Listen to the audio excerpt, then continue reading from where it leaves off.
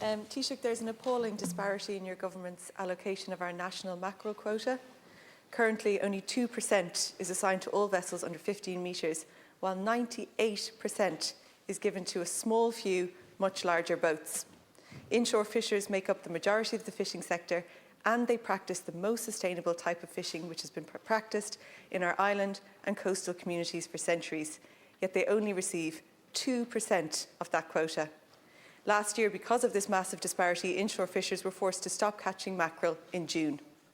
I spoke on the issue then, and in the meantime, I've repeatedly asked the Minister for Marine to adjust the quota, and he has refused. It is very clear now that last year's situation will be repeated. Small family fishers just getting by will again be restricted in making a livelihood without policy change. Taoiseach, will you please reconsider this very blatantly unfair policy? Thank you, Deputy Taoiseach.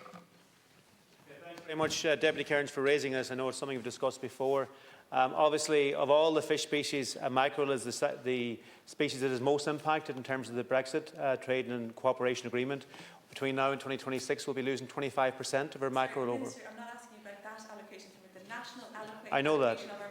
No, I hear your question, Deputy Cairns, but I'm answering, and the context is obviously really important in these things, really important, because we have only a certain amount of quota nationally. And the point I'm making is that 25% of that between now and 2026 is going to be lost due to the severe impact, particularly on mackerel, from Brexit. So we have to manage what we have.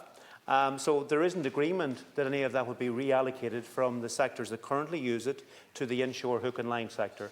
At the moment, the inshore hook and line sector, which is a really sustainable sector and a very valuable sector and really important to the inshore sector, it gets 400 tonne per year.